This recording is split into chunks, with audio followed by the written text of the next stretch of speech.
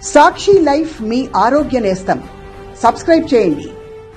Sir, ఈ debate start చేసే ముందు కొన్ని దృశ్యాలు చూడాల్సినటువంటి అవసరం ఉంది. మొన్న ఆచంట సభలో ఏం జరిగిందో ఈరోజు ఎన్టీఆర్ ఘాట్ దగ్గర ఎన్టీఆర్ వర్ధంతి సందర్భంగా అదే సన్నివేశం జరిగింది. అక్కడ చంద్రబాబు ఏం చేశారో ఇక్కడ బాలకృష్ణ అదే చేశారు. జూనియర్ ఎన్టీఆర్ ఫ్లెక్సీలు వీళ్ళ ఇద్దరి కంటికి కనిపించకూడదు. వీళ్ళు ఎందుకు అంతలా భయపడుతున్నారు?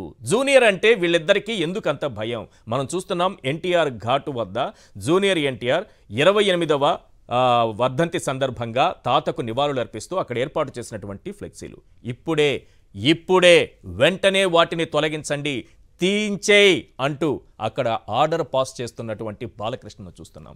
రైట్ సైడ్ విండోలో ఆచంటలో జరిగినటువంటి సభలో అక్కడ జూనియర్ ఎన్టీఆర్ ఫ్లెక్సీలు జెండాలు ప్రదర్శిస్తే వారిపైన దాడులు చేయించి ఆ ఫ్లెక్సీలను లాక్కొని ఆ జెండాలను లాక్కొని విసిరి కొట్టినటువంటి దృశ్యాలు కూడా మనం చూస్తున్నాం.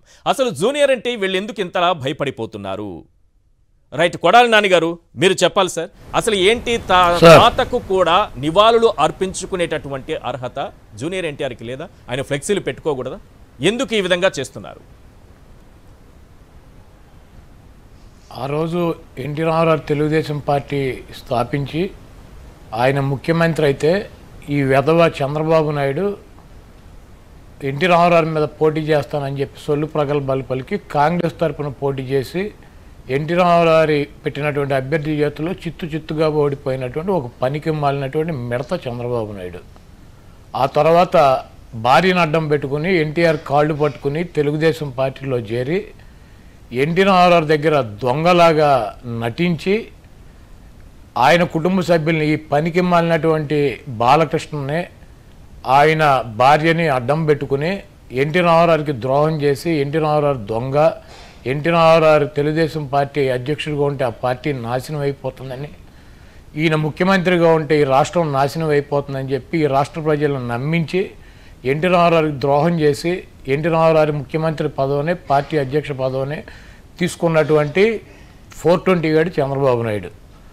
ఆ తర్వాత ఎన్టీ రామారావు మరణించిన తర్వాత ఆయన మనోవేదంతో పార్టీ అధ్యక్షుడిగా పీకేసి పక్కన పడేశారు, ముఖ్యమంత్రిగా పీకేశారు, కుటుంబ సభ్యులకు దూరం చేశాడని చెప్పి ఒక పౌరుషం ఉన్నటువంటి వ్యక్తిగా 75 సంవత్సరాల వయసులో మనోవేదనకు గురై ఆయన్ని సెప్టెంబర్ 1వ తారీఖున మాజీ ముఖ్యమంత్రిని చేస్తే ఆయన 138 రోజుల్లో జనవరి 18వ తారీఖున మానసికంగా కృంగిపోయి మరణించినటువంటి వ్యక్తి ఎన్టీ రామారావు. ఆ మరణానికి కారణమైనటువంటి దొంగ 420 గాడు ఈ చంద్రబాబు నాయుడు.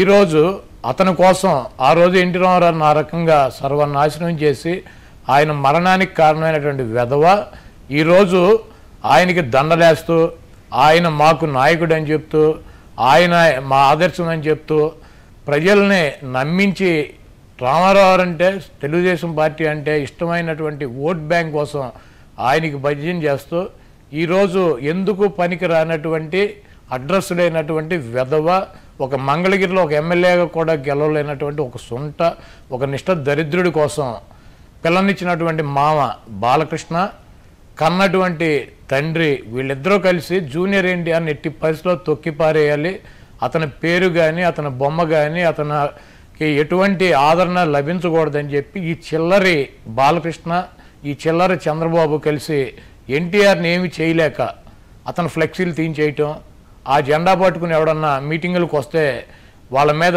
దాడులు చేయించటం, సిగ్గు శరమం లేకుండా ఆ బాలకృష్ణ ఎట్ట పుట్టాడో కూడా అర్థం కావట్లా. తండ్రికి ఎన్టీ రామారావు ఉంటే అటువంటి తండ్రిని బావ కోసం వెన్నుపోటు పొడిచినటువంటి పనికి మాలినటువంటి వ్యక్తి ఈరోజు అన్న కొడుకు అంటే కొడుకుతో సమానం. కొడుకు ఫ్లెక్సీలు తీసేయమని చెప్పి సిగ్గు లేకుండా 10 మంది ఉండగా మరి తీయించేసినటువంటి అల్లుడు కోసం తీయించేసినటువంటి వ్యక్తి వాళ్ళ బూటులు చంద్రబాబు నాయుడు లోకేష్ బూటులు భుజాల మీద నెత్తి మీద పెట్టుకుని ఊరేగుతున్నటువంటి బాలకృష్ణ ఎన్టీ రామారావు లాంటి వ్యక్తికి కొడుకుగా పుడతాం ఆయన దురదృష్టం.